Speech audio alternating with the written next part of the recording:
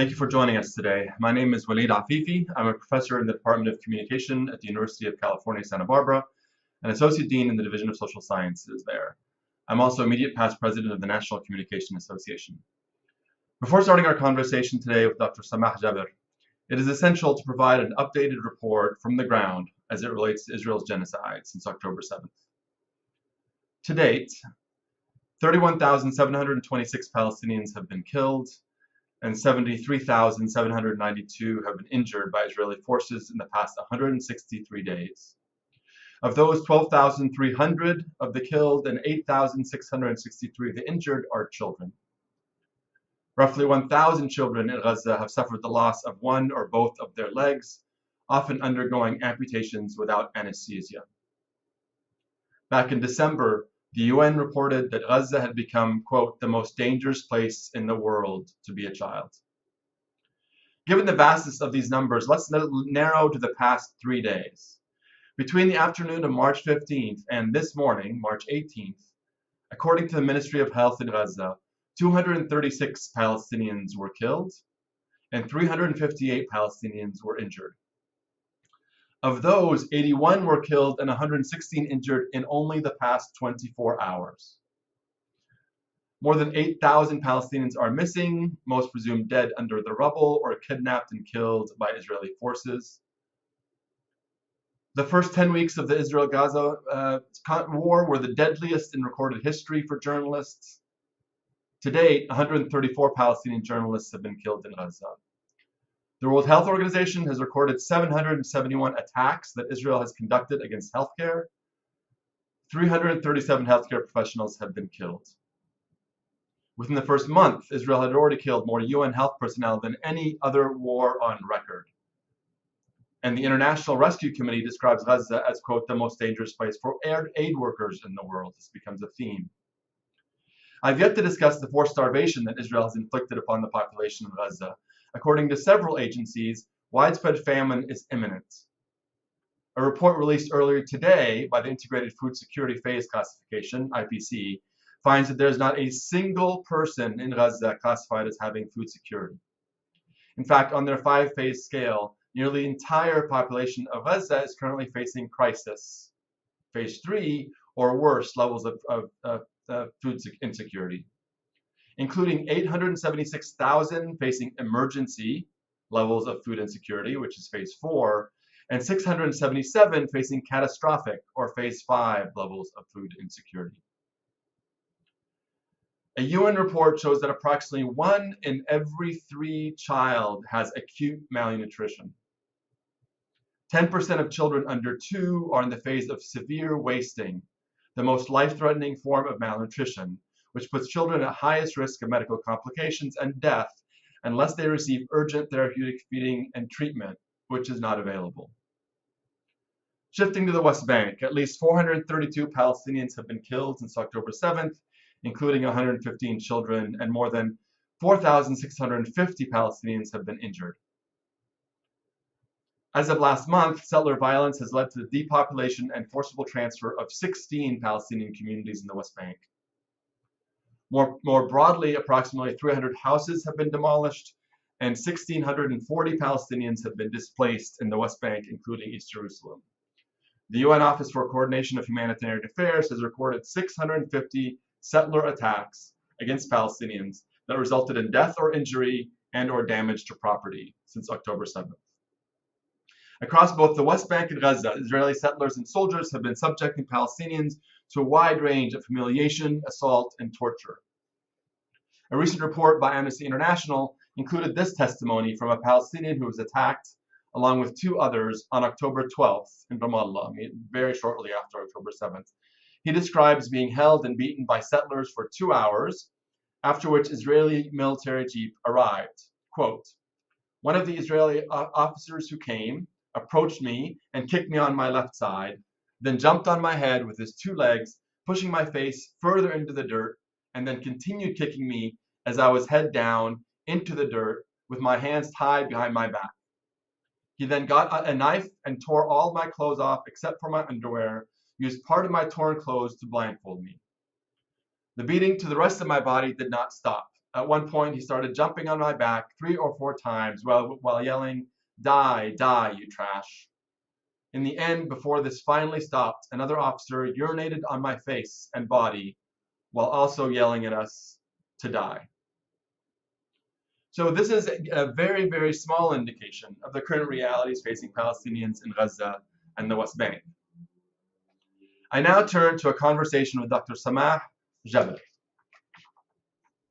Dr. Samah is a psychiatrist practicing in the public and private sectors within Palestine in East Jerusalem and the West Bank. She is currently the head of the mental health unit within the Palestinian Ministry of Health.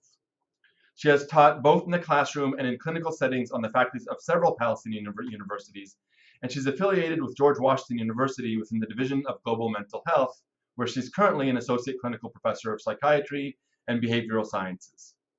She's a trainer of several subjects related to psychiatry and psychotherapy, including CPT, MHGAP, Istanbul Protocol for the Documentation of Torture, and treatment packages for drug addiction. Dr. Jabr often serves as a consultant for international organizations regarding program development, policy planning, and program implementation, and as a provider of psychological support and well-being workshops for human rights organizations. Her varied areas of interest include the rights of prisoners, the problems of stigma, psychoanalysis, childhood trauma, and the integration of mental health with public health. She's a prolific writer on diverse subjects, both academic and public media, related to mental health and human rights. She authored the book Beyond the Front Lines, Derrière les Fonds, chronique d'une psychiatre palestinienne sous occupation, published by PMN in 2017, which appeared in French, Italian, and Spanish, and the book Sumud, published in 2021. She's also an author on several Arab professional manuals and guidebooks. One of them on suicide prevention won the 2021 prize of the Arab Psych Net. Dr. Jabr is also a founding member of the Palestine Global Mental Health Network. We are so fortunate, Dr. Jabr, for you to be joining us today. We're also joined by Dr. Guido Veronese, Associate Professor in Clinical and Community Psychology, University of Milan Bicocca, Italy, visiting at Gaza Community Mental Health Program, where he teaches family therapy. So Guido and I are going to be doing a lot of the question asking, Dr. Jabr, to get some of your experience on the ground and your professional experience across both the West Bank and Gaza. And we are so fortunate to have you with us. Well, thank you very much. One of the first questions that I have is, I guess, can you first start by letting us know sort of where you live in the West Bank and some of the conditions that are the day-to-day conditions of that you live through right now in the West Bank. The reports are that Israel has drastically restricted movement. What is life like right now in the West Bank? Well, let me thank you first for a very generous introduction, and it's a pleasure to be with you and Dr. Guido and to have this conversation at this difficult time to shed light on all the darkness that is taking place here in the Palestinian territories. I come from Jerusalem. I'm a Jerusalemite, and I work in the West Bank. In my office, my main office is in Ramallah, but I work all through the West Bank, moving from one district to another. And since October the 7th, movement in the West Bank, and especially from Jerusalem to the West Bank and vice versa, became not only very difficult and exhausting, but also very dangerous. So I try to run the majority of my work with minimal movement to spare myself a lot of interaction. But you can imagine that this restriction creates difficulty for people who need healthcare and who have to move from one city to another. A lot of time is being wasted on checkpoints and between cities, and it's dangerous. So this is in terms of how we commute, but also people sense a heavy level of repression and restriction on the ability to express themselves regarding what's taking place in Gaza. When we were beginning to discuss this event, we were thinking about mental health in the context of genocide. And the title, in fact, is Beyond Survival, the Urgency of Addressing Palestinian Mental Health in Times of Genocide. Can you give us a little bit of a sense for why this conversation right now is essential? I think this conversation is part of advocacy that is very necessary and possible at this time. In terms of mental health services during genocide, I think there isn't much that we can do, we mental health professionals can do at this time to serve the people who are most in need. I published a letter to the Lancet early on during this predicament, this catastrophe, saying that for years we have trained our staff in Gaza, mental health staff, and other people in the helping profession like school counselors and doctors on the integration of mental health in primary health care.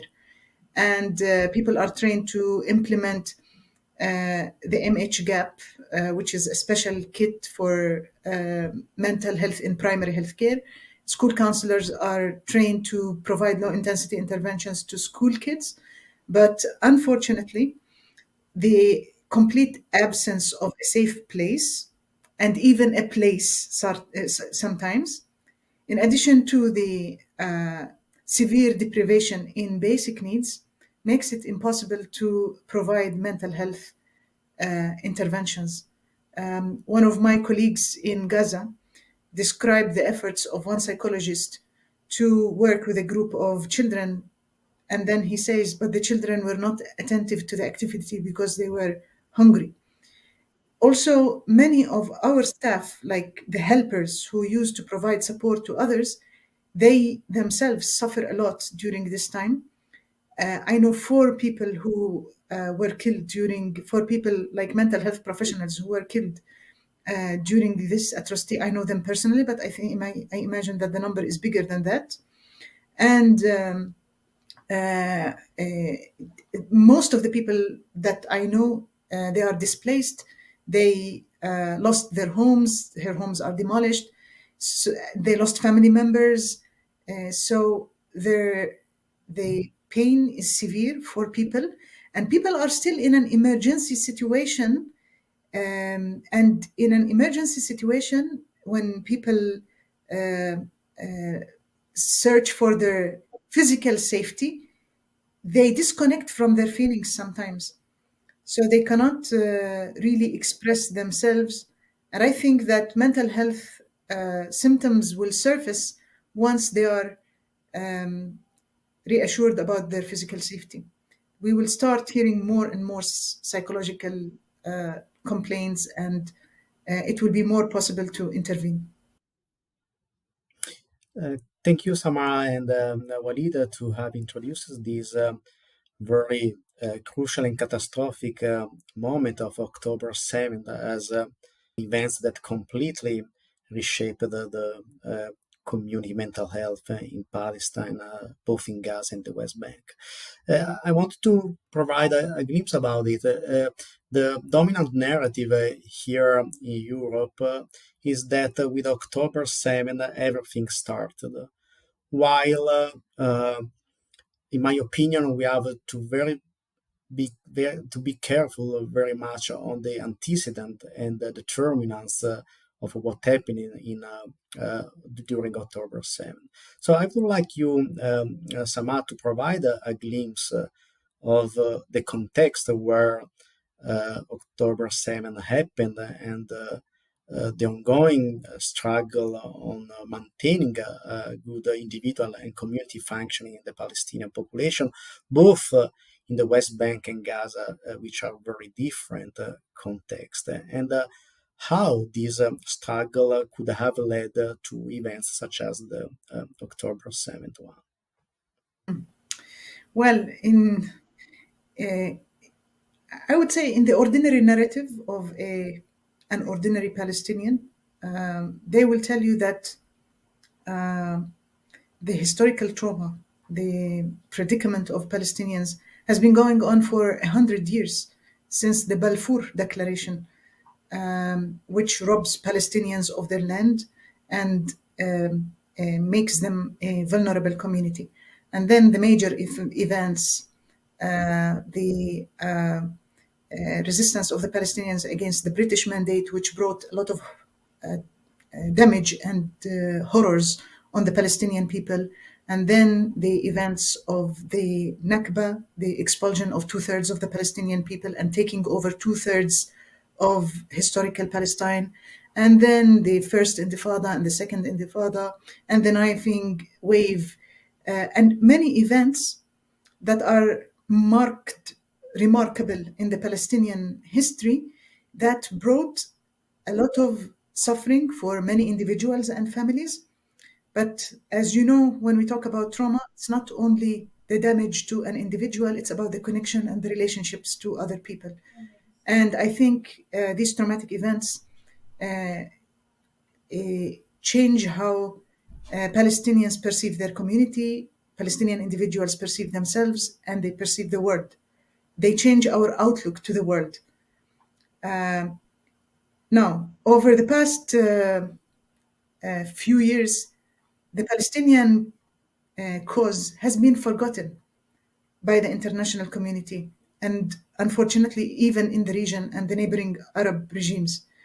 During the Trump administration, they were talking about the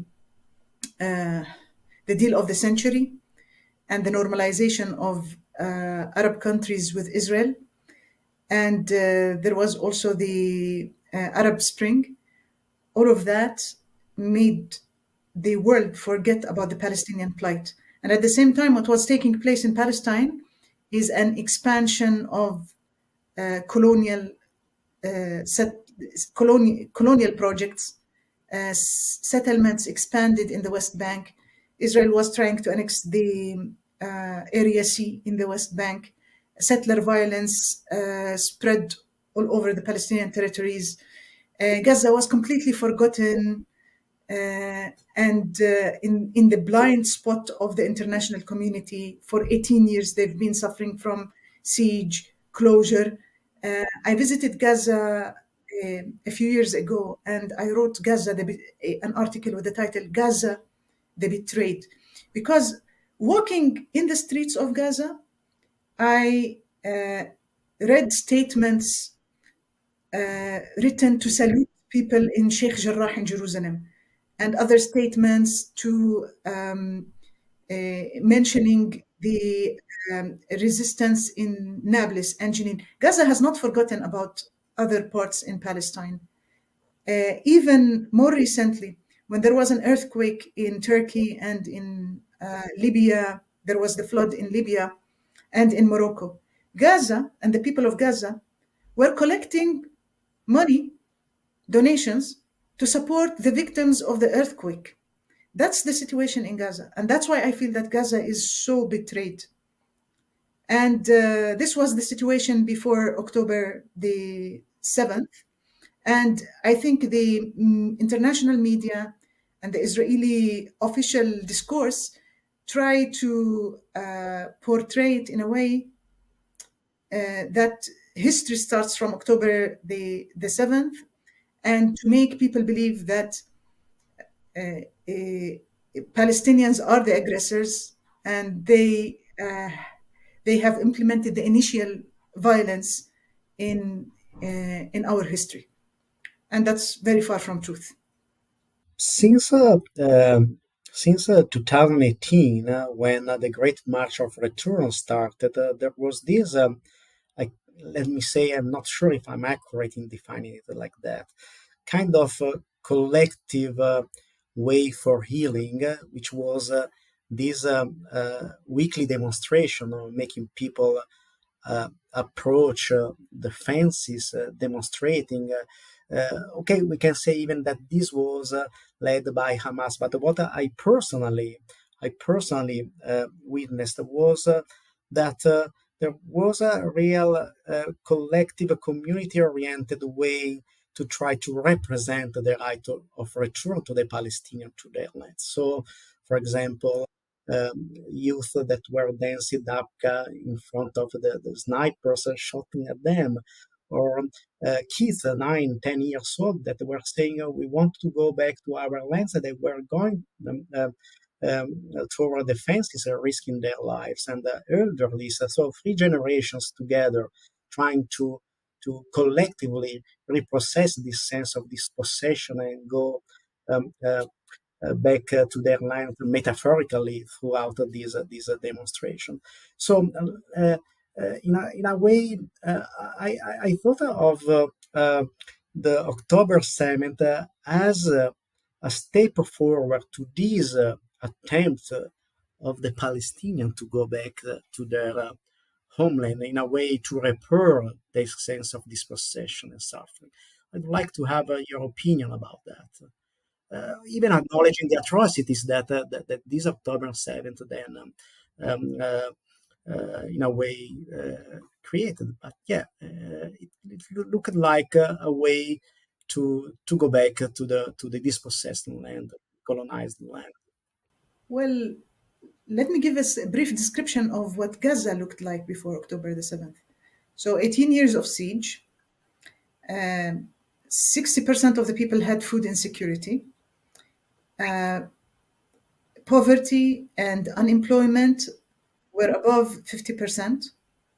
A 15-year-old child, adolescent, has lived many wars and the March of Return.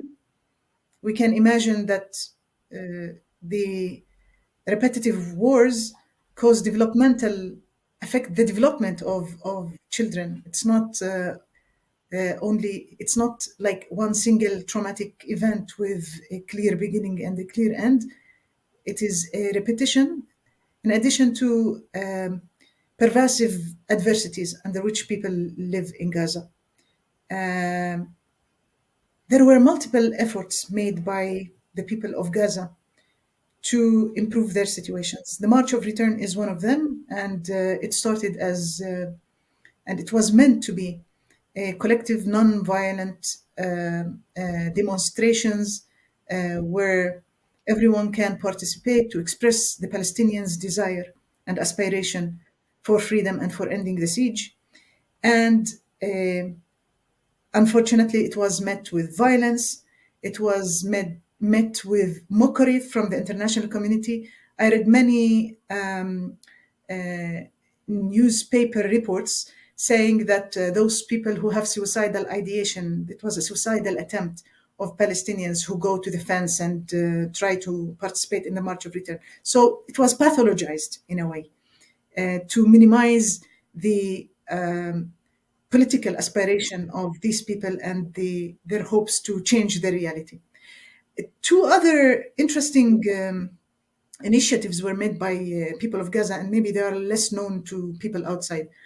There was a period of time where the government of Gaza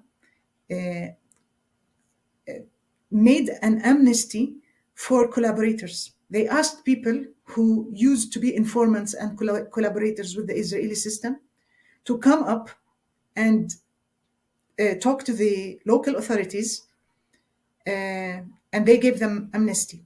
And I think this was a very important step in healing the damaged tissue of the Gaza community.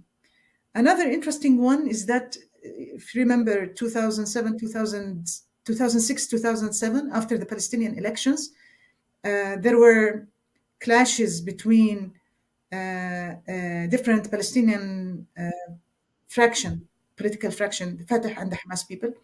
And a few people died in these deadly and tragic clashes. And the authorities in Gaza encouraged a reconciliation process. So these things are important. We should not underestimate the efforts of people to heal the community. And I think the March of Return was important, not only because it is a form of resistance, it is a way to express the agency and the desire of these people. Unfortunately, all of that was met with ignorance, mockery from the international community, and violence from the Israelis. And finally, we saw the events of September the the 7th, of October the 7th, which show that it proves that there are people who are so motivated to change their reality in Gaza. So I think understanding how the sequence of events in Gaza makes us understand what happened on October the 7th as a continuation for people's efforts to change their political reality, to create transformation in their reality. Thank you so much, Dr. Jabr. One of the things, and thank you so much for contextualizing the current status in history that's so critical. And it also, your answer, and I know that Dr. Veronese, you also worked on this front, but Dr. Jabr, if you could also reflect on this. The way that Western scholars, Western world thinks of mental health in individualized ways and medicalized ways. I know that you've written about this, and your reference to sort of community and agency, I think, speaks to this in terms of the alternative formulation of how we can think about mental health. So as we think about mental health in the context of genocide, current and after, as we think about the horrors that so many children are going through, adults, children, everyone is going through in Gaza and the West Bank. What would you argue is the call, is the need to think about how should we think about mental health, and how might it contrast with the typical ways in which people think about mental health? Sometimes Western mental health institutions and professionals play a role that is not very different from the Western, the general Western hegemony. And there is a tendency to pathologize people living in political predicament quickly. And I will give a few examples of this. So in a way, they either treat the Palestinians as barbaric and terrorists, or as mentally sick people, mentally ill people. I give the example of a sad story of the death of Khadr Adnan, a Palestinian political prisoner who spent a lot of time in prison for repetitive administrative detentions. And many times he initiated a hunger strike and was freed. He gained his liberation through his hunger strike, but left in his cell without the necessary medical attention, and he died there. So a prominent Israeli journalist said that this guy committed suicide. There is another statement made by Ayelet Shmuel, she's an expert on trauma, and she said that Palestinians are sociopaths. It's easy to pathologize because pathologizing people diminishes the political responsibility towards this population. That happened also during the March of Return. So I will mention, I have many reservations about the hegemony of Western mental health. I will mention a few, using the individual as the measurement unit. And we know when, with massive political trauma and structural violence, it is not only the individual who's affected, but also the society, the fabric of the society, the connections, the relationships, you will see phenomena like internalization of inferiority, internalization of oppression, fascination with the aggressor, and so on. And Western mental health has no interventions that are appropriate to heal the social fabric of people. In Palestine, there was early 2023, the World Bank published a study saying that 70% of people in Gaza and 50% of people in the West Bank suffer from depression. Now, a statement like that suggests, well, it exempts the context and the violence in the Palestinian reality. And they used the WHO 5 questionnaire, the well-being questionnaire, asking people about their, if they feel active, if they sleep well, if they feel joyful. And if you score, if you get a negative score on this questionnaire, they jump to the conclusion that this is depression. But I think that this is ordinary for people living under occupation. This is anhedonia is not necessarily a symptom of depression or negative schizophrenia. Anhedonia, loss of joy, can be a symptom of oppression. The collective aspect is usually ignored. I have a long argument about the diagnosis of PTSD. Palestinians sometimes, in order to make themselves understood to the international communities, they use the categories that the West can understand. They use the diagnosis of PTSD. Many colleagues in Gaza published papers on PTSD among Palestinians, and usually they do their surveys during crisis time, and there is an ethical question about that. But also PTSD best captures the experience of a soldier who goes back to the safety of his home and continues to suffer from imaginary threat, from re-experiencing, from avoidance and hypervigilance. In the Palestinian experience, there is no P, and the threat is very real, and hypervigilance is necessary for survival. So I don't think that the diagnosis of PTSD matches with the Palestinian experience at all. Our trauma is colonial, collective, cross-generational, cumulative, and we need to use our own terminology and description, even if it is not recognized by the West. So those are just a few reservations about the hegemonic Western assumptions in mental health. So the solutions then, when we think of mental health in the ways that you argue are necessary for the Palestinian context, look different as well, right? So what do the solutions or not, or what is the response? I mean, your conceptual intervention is really, I think, important and really critical for folks to hear, because it suggests, I mean, a lot of things it suggests. First of all, what is the condition of mental health of Palestinians? How to best measure it, and then how to, if it in cases where there is mental health deficits, how to then address it. I think we need to recognize that the pathology is in the context, not in the minds of people. And we need to intervene in the context and correct the oppressive power dynamics in the context, in the Palestinian context.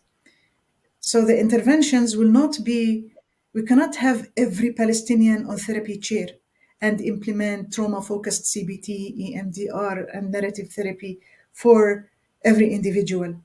I think we need to create our collective tools of interventions, like healing circles, listening circles, and healing processes for groups, especially groups of affected, like there are certain professions who suffered more than others, including doctors and journalists in Gaza. But also we need to change power structure within the environment. And here, advocacy becomes very important for mental health professionals. We need to become advocates for the well-being of the Palestinian people. Solidarity becomes a therapeutic tool. International solidarity with Palestinians tells us that we are seen, that our pain is recognized, acknowledged, and our experience is validated.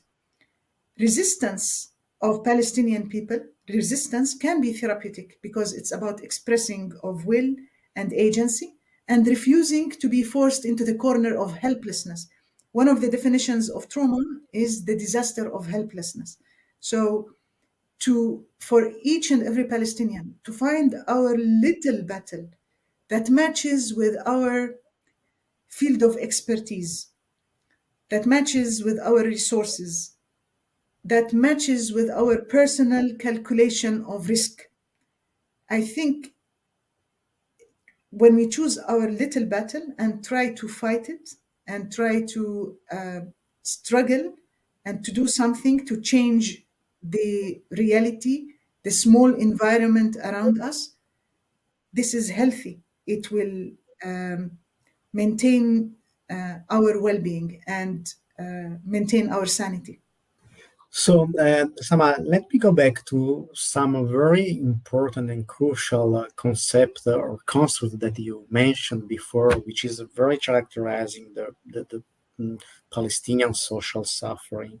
You mentioned three levels of traumatic experience that, in a way, it seems is connected to a so-called traumatic reality. People are living in a condition that every time is exposing them to potentially traumatic situation and experiences. So you mentioned these three construct and concept: the collective, transgenerational, and cumulative trauma. And I would add, for example, even more the colonial trauma the Palestinian people are enduring.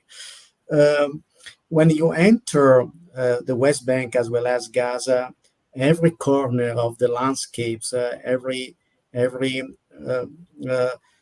dimension, vertical dimension, the airspace, the land, and the underground are shaped by the occupation.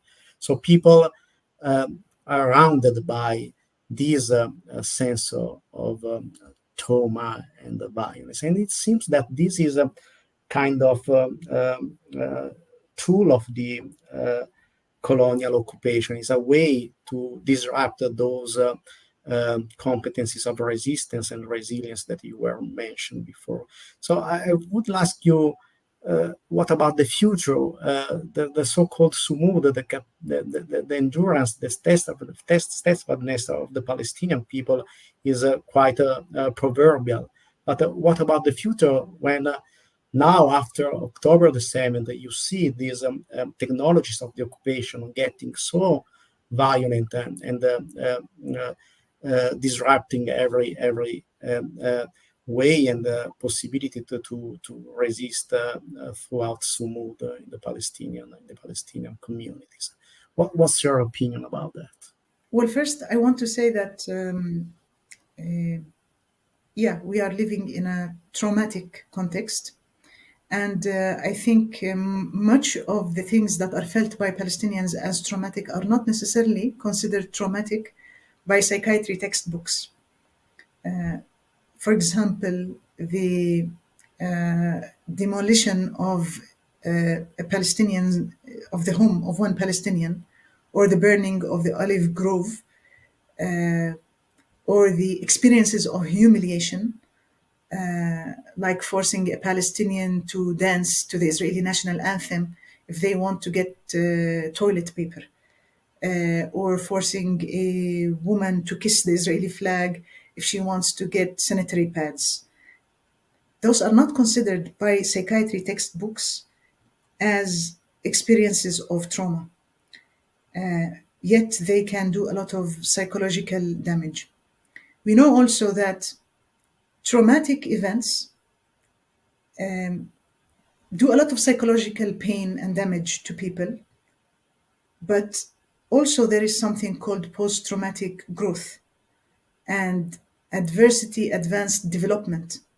And we observe this in the Palestinian experience.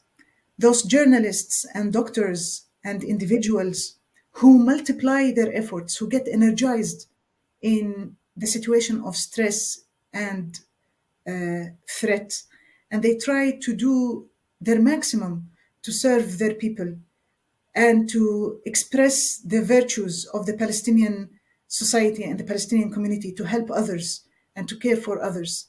Those are signs of post-traumatic growth.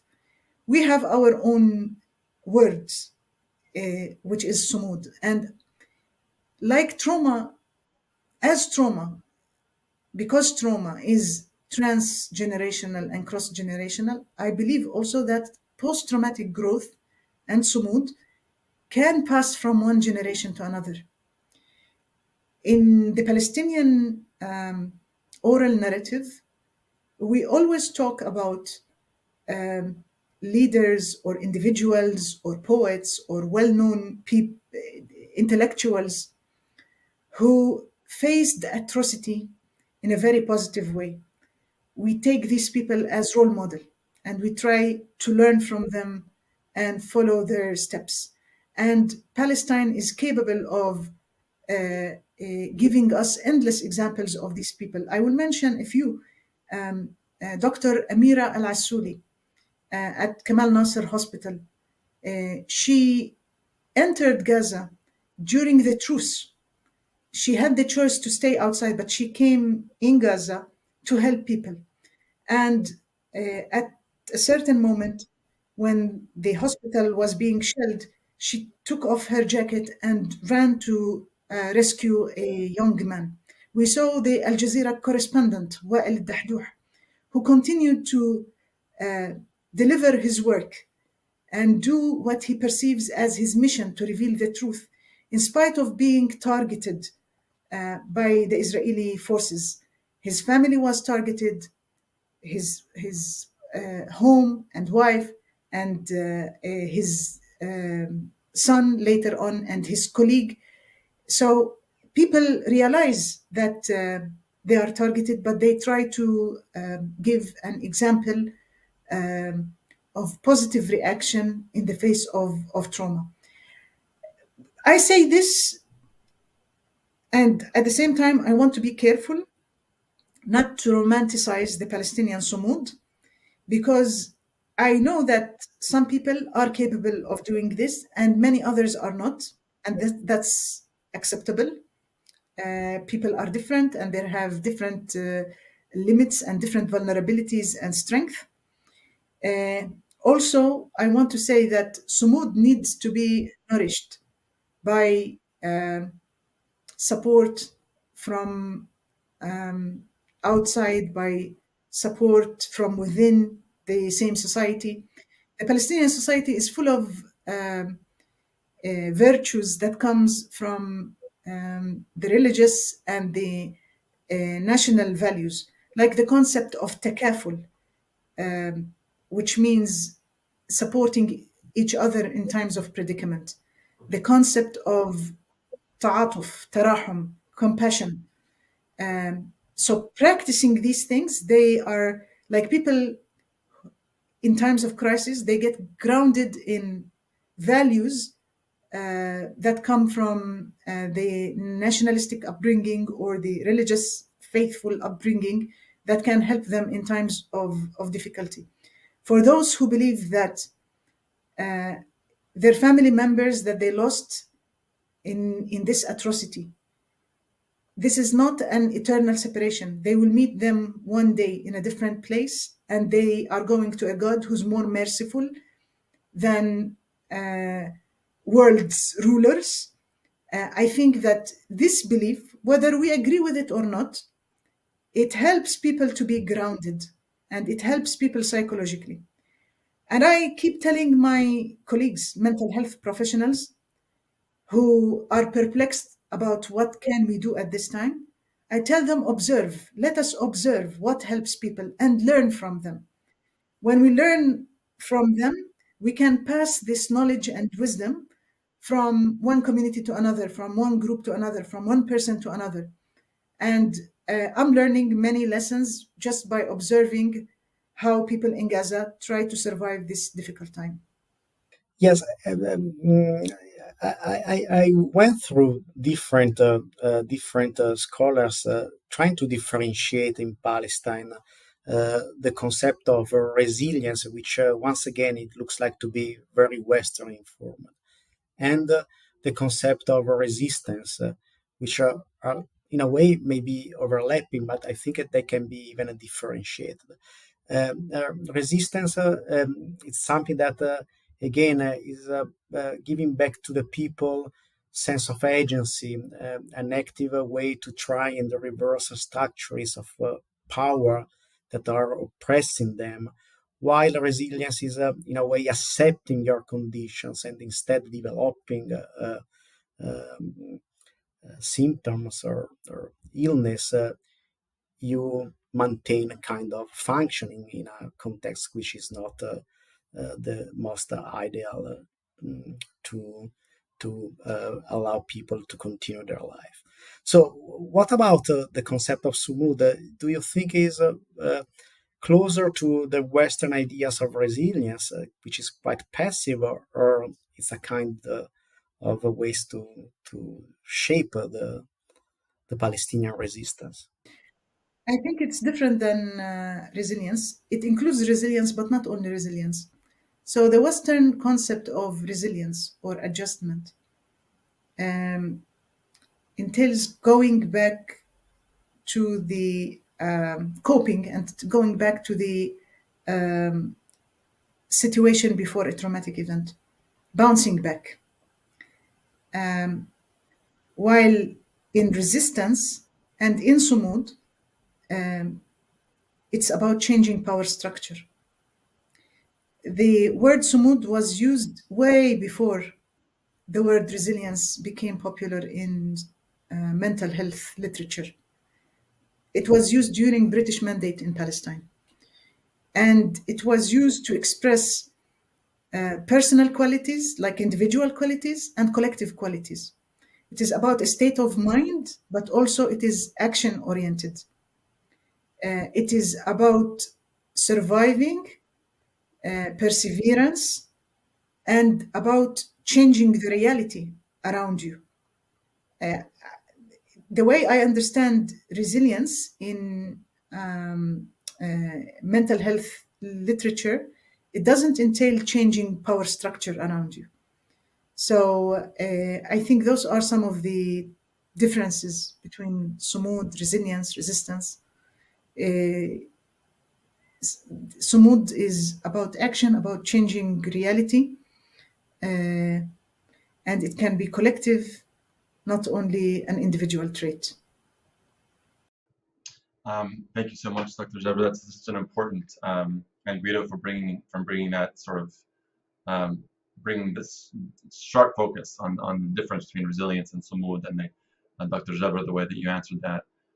So one of the things that I'd like to, we'll be wrapping up here soon, but one of the things that I wanted to make sure to address, especially given your expertise and your experience, and Dr. Jabr, is on the incredibly high levels of torture that are being reported since October 7th. This has always been, torture has always been used, as you've noted, against Palestinians. But there seems to have been very much an increase on that since October 7th, along with humiliation, along with sexual assault, which we already know that from reports of the children, multiple reports before October 7th, actually, well before October 7th, of the use of sexual violence against detained children, among other Palestinians. So there's a long history of this, but since October 7th, there's been a big ratcheting up of torture, of humiliation, of assault. Can you speak a little bit about what what you've witnessed, or what you think this requires of Palestinians as we move forward in this current condition? I think experiences of torture are, for me as a mental health professional, one of the most difficult things that we deal with are experiences of torture, helping people who were exposed to torture. And I've been doing this work for many years. And I am a trainer on the Istanbul Protocol. The Istanbul Protocol is an international protocol for the documentation, for the medical and psychological documentation of torture. I trained on using this protocol, and I used to do it with some Israeli doctors and lawyers for an Israeli organization called Pikati. I got a training by the Turkish Human Rights Foundation, and I became a trainer and passed this training on to several Palestinian colleagues. We don't have enough people who are trained to use this protocol. The skills that are necessary to do the documentation are a different set of skills that are required to do treatment for a person who was exposed to torture. They require different skills. Torture has been commonplace. Well, I want to give you an idea about how many Palestinians experienced political detention. Over 20% of the Palestinian people. This is almost 40% of the Palestinian male population. They experienced political detention. And torture is commonplace when people experience political detention. Right from the beginning, when they are arrested, several people die during the operation of detaining them. People are detained in a way that is so scary in the middle of the night or very early in the morning at dawn. It's a frightening, horrifying experience for everyone who's there. If family members try to protect that person, they can be shot at very easily. They can be beaten brutally. In the vehicle where they transport them, blindfolded, handcuffed, they are beaten by everybody, beaten with the back of the guns. They sustain physical injuries and bruises. Interrogation is based on many elements of psychological torture, which includes threats to other family members, threatening to rape females in their families, a threat to demolish homes sometimes. Sleep deprivation is commonplace, and it can make people break psychologically very quickly. Deprivation from basic needs, going to the toilet. People are left to soil on themselves, left to pee. They pee, the soldiers or the interrogators pee at the person sometimes. They are beaten on their stomach in a way that induces vomiting. And they are left with their excrement and their vomitus. In my opinion, this is a very well thought of procedure to inflict the utmost psychological pain on those who experience torture. And people suffer from the psychological consequences of torture for so long. Very old reports that were written in the 70s and early 80s describe horrible things in Israel. And then Israel made a committee called Landau Committee to reform their interrogation techniques. And they don't acknowledge that they torture. They say that they use moderate physical pressure. But with this procedure, medical physical pressure, there is a small star, small asterisk, that talks about exceptions. And the exception when there is a ticking bomb. Now, this exception becomes the norm. They use it with everybody. And of course, since October the 7th, torture is not only being committed in interrogation rooms and behind walls. We see it in the streets. You know, torture is the abuse and harm that is inflicted on a person by an official representative of the state. And when soldiers beat people in the streets this way, this is also torture. So we see it, we observe it. Soldiers film themselves doing this to Palestinians and spread it on media. We don't see everything, but we see enough to imagine the horrors that are taking place. Now, this reality forces us mental health professionals to build more and more capacities in this needed work, the documentation, the psychological and medical documentation of torture. We need to train doctors and psychologists, mental health professionals to do this work. But I tell you, I don't think that Palestinian mental health professionals and doctors alone can meet this need. I think we need to train more Arabic-speaking people to join, to task share this with us, to take part in this kind of work. And we need an umbrella from an organization that is interested in human rights to collect the archives.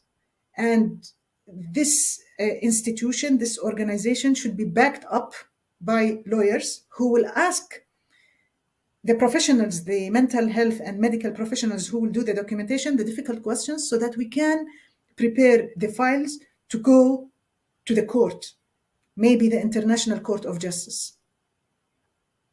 Okay, Samah, I would like to touch, maybe this could be a little bit a turn in our conversation, not talking about just and only the suffering and the so-called pathologies of Palestine, but try to reverse a little bit the perspective and in a way look at some of the collective reactions in the Western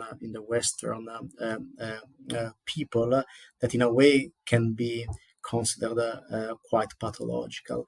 I'm referring to kind of a reaction of the bystanders that I mean, in a way we are in a post-media age where everybody has all the means to get informed, to go through the real situation is happening in Gaza. But what you perceive here in the Western mainstream media first, but even then as a common reaction among the population, at least three pathological reactions. The normalization, in a way, okay, you are informed, but days after days you get habituated to these atrocities are happening, and you are distracted by your life first, and this is the best reaction. Most commonly, processes of dehumanization of the Palestinian people, as we really saw quite often, both in the United States and in Israel, and then other reaction such as the denial. This is not true. This is not a real reality. So, in a way, I would like to listen to your opinion about what is happening in the Western society. Why this widespread sense of, refusal to accept what is really happening in this genocide and ethnic cleansing of the Palestinian population? Well, I will tell you humbly, I'm not an expert on Western psychology, but I will share with you what I believe is my thoughts on this. Western society continues to use privileges that are derived from colonization. They cannot see, sometimes they cannot see it's easier for them to identify with Israelis. They cannot see the suffering of the victims of colonization. This situation is creating a lot of polarization. The televised genocide is making less room for people to claim that they didn't know. Another element that silences the West, or used to silence the West about what's taking place, is the guilt of the Holocaust.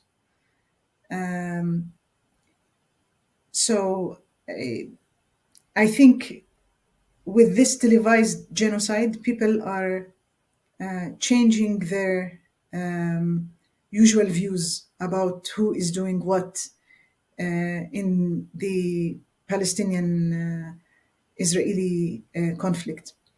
The Western society can easily swallow propaganda like Palestinian Islamic resistance groups are equal to ISIS and Daesh. They can easily swallow the propaganda and the ideology that this is the promised land for the exceptional people, the chosen people. But we know that these are ideologies, not facts. They are not like the gravity. They are ideologies that can be discussed and can be dismantled. And we need to dare and to take advantage of this critical moment in history to question the ideologies that keep the West blind and silent about what's taking place to Palestinians. I see hope in the move made by South Africa, taking Israel to the court with the accusation of genocide. And I hope that this move made by a nation that experienced discrimination and racism and colonialism will encourage many people from the global south, from marginalized groups, many natives, to speak up against the world order and try to shift the political reality.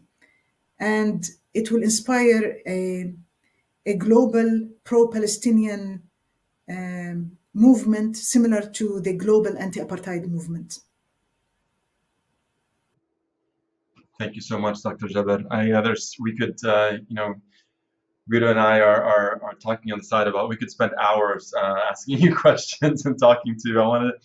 I want to acknowledge though the labor that you're taking here, the emotional labor, the time labor, the mental labor, all the labor that we're asking you to do while you're also in the current conditions in which you find yourself, and also trying to do so much daily to uplift the Palestinian experience, and not only just professionally in the ways that you do, but personally in appearances such as this, etc., especially during Ramadan, which is in itself a difficult thing to do. So I want to so appreciate and uplift your willingness to do this and your commitment to do this, and all that you do for Palestinians.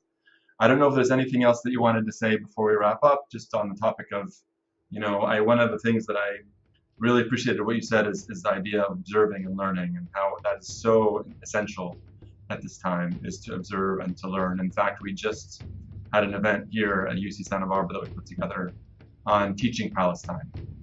And so much about teaching Palestine is observing and learning. So I don't know if there's anything else you'd like to add. I want to thank you for giving me this opportunity, and to thank your audience who are interested to listen to the Palestinian experience. And I want to say that the situation in Palestine should not be normalized. We should continue making a noise about it. We should continue making the effort to educate the world. And this should be the last time Palestinians are exposed to trauma and violence this way. Solidarity with Palestinians should go to the end to change the status quo completely and forever.